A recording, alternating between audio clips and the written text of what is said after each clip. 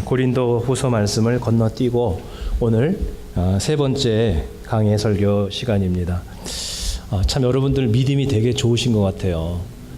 지난주에 말씀에서 다윗처럼 어린아이처럼 정말 주 안에서 잘 놀자 그런 말씀을 드렸더니 그냥 그대로 순종을 하셔가지고 얼마나 잘 노시는지 덕분에 저는 닭털 뽑히듯 흰머리를 몇 번 저렇게 뽑혔습니다.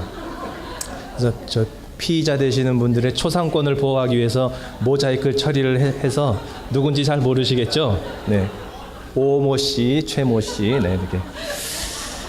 그다음에 또 군대 갔다 온 사람 잡아오라고 그래가지고 저도 국방의 의무를 한 건 한 죄밖에 없는데 몇 번 잡혀가가지고 집에 가봤더니 이렇게 상체기가 이렇게 났더라고요. 얼마나 과격하게 막 끌고 갔으면. 네. 그래서 어쨌든 지난주 오셨던 분들 재밌게 좋은 시간을 잘 보냈습니다. 자, 오늘 설교 제목은 나의 계획이 무산될 때입니다. 나의 계획이 무산될 때. 이 세상을 살아가면서 내 계획대로 착착착착 이렇게 돌아가가지고 말이죠. 내 마음대로 내가 원하는 대로 소원대로 모든 것이 다 움직여지면 정말 기분이 얼마나 좋겠습니까? 또 내가 세운 계획이 그냥 착착 들어맞을 때 기분이 얼마나 우쭐하겠습니까? 자, 그러나 우리 인생은 그럴 때보다는 내 계획대로 되어지지 않을 때가 사실은 더 많습니다. 내가 원하는 대로 사람들이 이렇게 움직여주지를 않는다는 것입니다. 잘 아시는 이야기지만 삼성의 고 이병철 회장이 이런 말을 했었죠. 세상에서 내 마음대로 다 되는데 안 되는 것 세 가지는 자식과 골프와 미혼이다. 1956년에 대상그룹에서 일본의 화학조미료를 처음 수입을 해서 미원으로 대박을 쳤죠. 지금은 그 화학조미료 안 드시지만은 그때만 해도 사람들이 주부들이 막 너무 좋은 거죠. 조금만 넣어도 그냥 맛있어지니까 말이죠. 63년에 우리도 하자. 자체 생산해서 미풍으로 도전했는데 완전히 망했죠. 대패를 했습니다. 아이러니하게도 그 아들 이건희 회장도 비슷한 경험을 했습니다. 비슷한 말을 했다고 합니다. 그 아들 이제 외아들 이재용 씨가 결혼을 하는데 자기들이 제일 힘들어했던 그 미원 대상그룹 맏딸과 결혼을 시켰습니다. 이제 좀 그때 하늘 푸나보다. 그런데 오래 살지 못하고 2009년에 이혼을 하고 말았습니다. 그러면서 그분이 또 이런 얘기를 했다 그래요. 세상에서 내 마음대로 안 되는 게 또 세 가지인데 자식, 자동차, 또 미원. 네. 왜 자동차냐면 삼성 자동차 이건희 회장이 자동차 매니아입니다. 지금도 가보면 차고에 세계의 희귀 슈퍼카들이 124대가 있다고 그래요. 그런데 한 대만 해도 몇십억씩 하는 차들입니다. 근데 그걸 다 합치면 450억 원이래요. 그러니까 이렇게 자동차 광인데 얼마나 삼성 자동차를 한번 해보고 싶었는지 몰라요. 근데 때가 안 좋았죠. 그때 한참 IMF 위기가 터지고 정부에서 한 그룹에서 하나만 잘해라 그렇게 막 해가지고 결국은 이제 망하고 말았습니다. 다 르노에게 넘겼죠. 자, 어쨌든 그렇게 하고 싶었는데 이 세계적인 재벌도 자기가 돈이 있다고 하고 싶다고 다 할 수 있는 게 아니라 운때가 맞고 뭔가 이렇게 자기 마음대로 안 되는 게 있다는 것입니다. 하물며 저와 여러분들이 돈이 이렇게 많은 것도 아닌데 우리가 정말 우리 마음대로 모든 것이 어떻게 다 잘 되겠습니까? 우리 마음대로 안 되는 것들 중에서 하나가 바로 뭐냐면 사람이죠. 자식이 정말 우리가 원하는 대로 그렇게 말을 잘 듣고 우리가 원하는 대로 살아주고 그렇지 않고요. 배우자도 정말 나를 행복해 주기 위해 존재하는 존재가 되어야 되는데 그런데 그렇게 살아가는 것이 내 마음대로 내 마음에 드는 대로 이렇게 행동하지 않는 아내와 남편 이런 경우가 많이 있습니다. 아마 목양을 해보신 분들은 그걸 절실하게 느끼실 것입니다. 사람을 주님 앞으로 인도하고 믿음을 심어주기를 원하는데 그게 쉬울 줄 알았는데 믿음이 그렇게 안 들어가네요. 믿음이 참 쉬운 게 아니죠. 그래서 여러분 마음속에 참 사람의 마음을 움직인다는 게 이렇게 어려운 거구나 이런 생각을 하실 것입니다.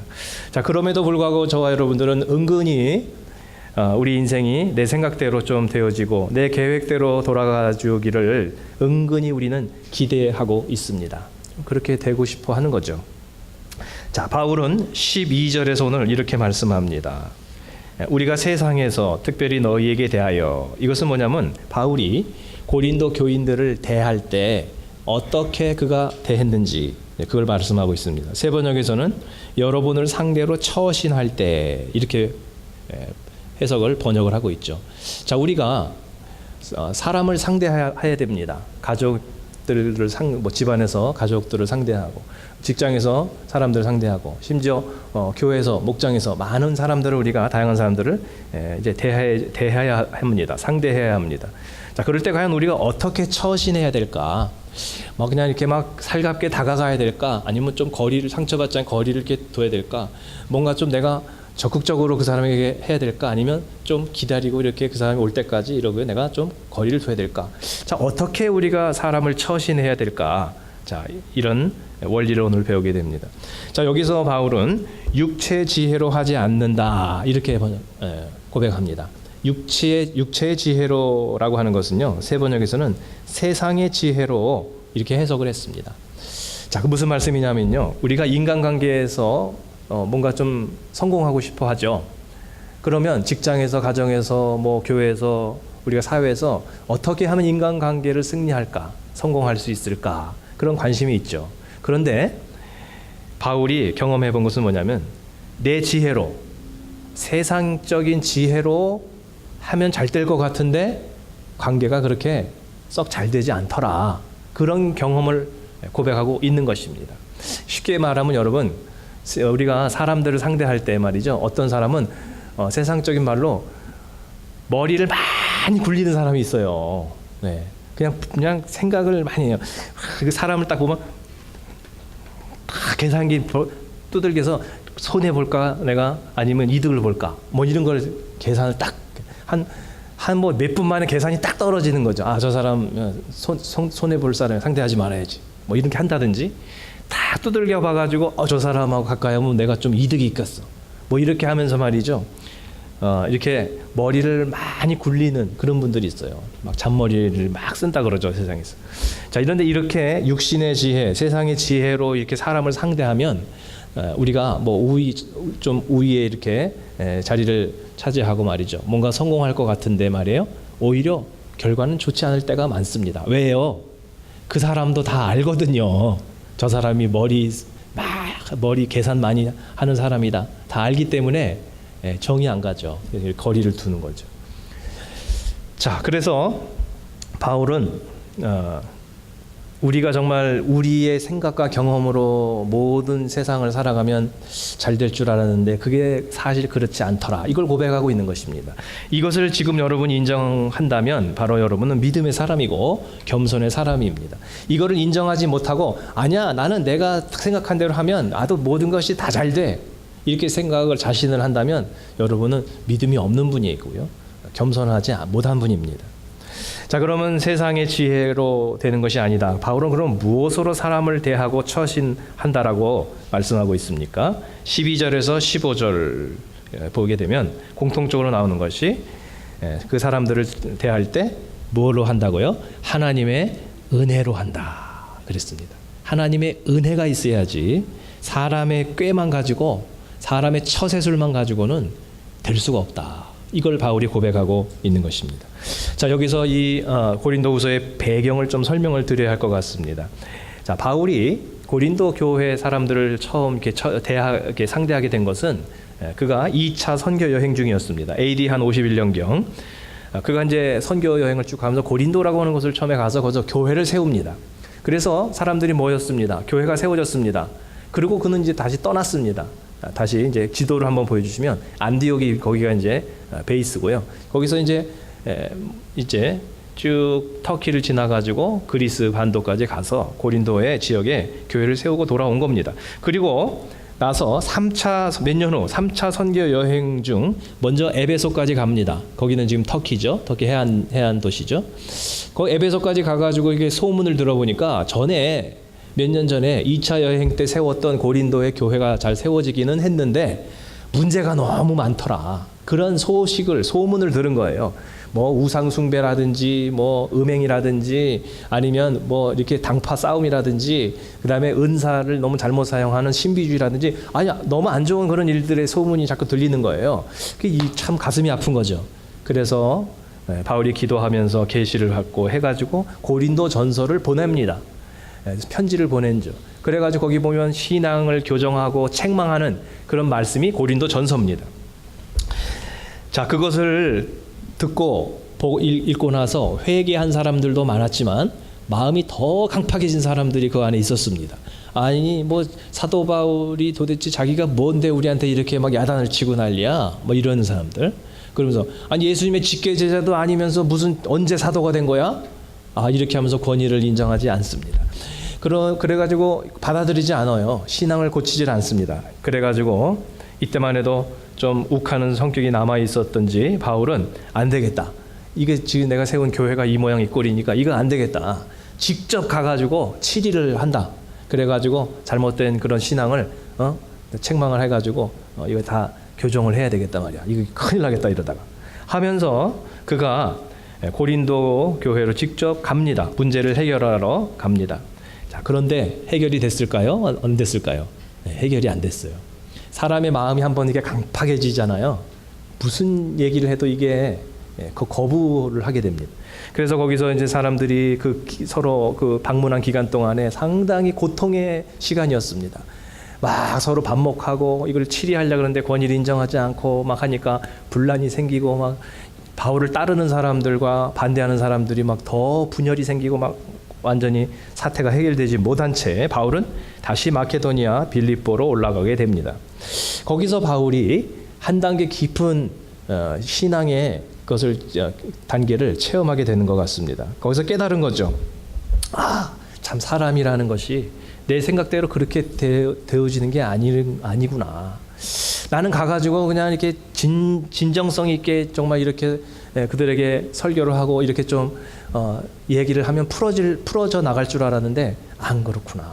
믿음이라는 것이 내가 뭐 이거를 야단친다고 가르친다고 이게 되는 게 아니구나. 상당히 거기서 뭔가 상당히 실패를 통해서 깨닫고 깊은 단계를 경험하게 됩니다. 자, 그러면서 기도만 하게 되는 거죠. 그러니까 고린도에서는 이제 빨리 바울이 다시 좀 와라. 다시 와서 마무리를 좀 해결을 해달라라는 요청이 있습니다. 처음에 갈 때도 그렇게 하겠다고 하고 갔습니다. 그러나 여기서 생각을 해보면서 야, 내가 간들 이거는 도움이 되지를 않겠다. 차라리 이제 디도를 보내고 다른 사람을 보내가지고 그들을 위해서 기도만 합니다. 자, 그러니까 그 사람들은 또 비판을 하는 거예요. 아니 뭐 온다고 그러더니 약속도 안 지켜 바울이 말이야. 자기가 좀 불편하니까 말이야 이제는 오지도 않아 하면서 바울의 그 계획이 변경된 것에 대한 또 많은 비판을 합니다. 자, 그래서 오늘 바울이 고린도후서를 그때 보내게 됩니다. 자, 다행히 그 기간 동안에 바울은 열심히 기도하고 하나님의 은혜가 역사하지 않고서는 저 사람들이 변화될 수가 없구나. 사람이 아무리 가서 많은 말로 설득한다고 그래서 믿음이 생기거나 회개하는 게 아니로구나. 하나님 성령께서 역사해 주시기를 하나님의 은혜가 그 고린도 교회에 이렇게 임하시기를 바울은 아마 열심히 기도했을 것입니다. 해산하는 고통을 갖고 아마 기도를 했을 것입니다. 다행히 다른 사람들을 통해서 그들의 마음이 열리기 시작했고 많은 사람들이 믿음을 다시 회복하고 회개하고 변화되는 사람들이 많아져서 교회가 상당히 좋아진 상태입니다. 자, 그런 가운데서 바울이 오늘 고린도후서를 보냅니다. 내가 이제 다시 갈 수가 있겠다. 너희들을 향해서. 자, 갈 수가 있는데 그동안 내가 안 가고 계획을 바꾼 것을 변경한 것에 대한 그런 해명을 하고 있는 것입니다.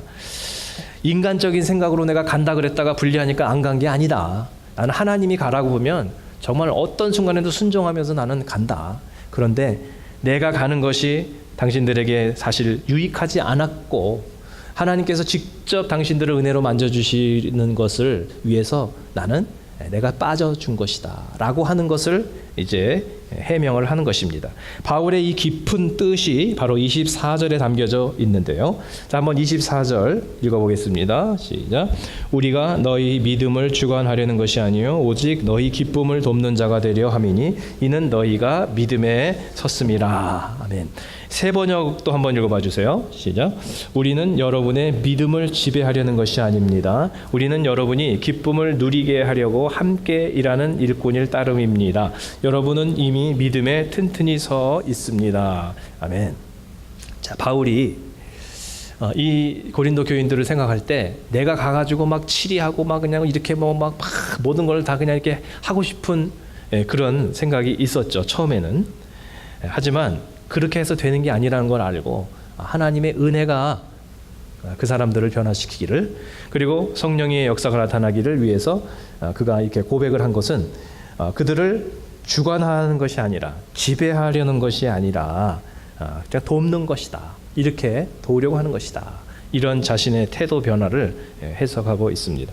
자, 영어 성경에서는 그걸 뭐라고 번역했냐면 roll it over라고 이렇게 번역을 했거든요. 쉽게 말하면 내가 주님 행세를 하는 태도를 말하는 거죠. 내가 주님이에요. 내가 주님. 내가 주님이 돼가지고 완전히 그냥 그걸 다 장악해가지고 컨트롤하고 모든 걸 다 매니플레이트하고 막 이렇게 해야 속이 시원한, 그것은 안 된다. 바울이 처음에는 이런 실수를 했던 것입니다. 너무 의욕이 앞서고 너무 열정이 앞서는 분들이 좀 이렇게 하는 실수를 범하는 경우가 있습니다. 너무 앞서 나가가지고 성령보다 더 앞서 나가고 말이죠. 내가 말이죠. 내가 예수가 되는 거예요. 막 그냥 내가 주님 행세를 해버리는 거죠. 그러면 안 됩니다. 적극적인 건 좋은데 우리가 항상 주님이 일하시도록 해야 되고 성령을 뒤따라가야지, 우리가 앞서가지고 그렇게 하면은 결과가 그렇게 좋지가 않습니다. 결국 고린도 교회의 많은 산재한 문제들을 해결하고 변화시킨 것은 바울의 방법이 아니었고요, 하나님의 은혜였고 성령님의 능력이셨다라고 하는 것입니다. 바울은 그것을 위해서 인내하고 기도했던 것입니다. 비겁하게 그냥 이렇게 도망친 것이 아니라 뒤에서 눈물로 기도를 했던 것입니다. 저 오늘 이 원리를 우리의 삶에 적용하되 가장 가까이 있는 사람들에게 먼저 한번 적용해 봤으면 좋겠습니다.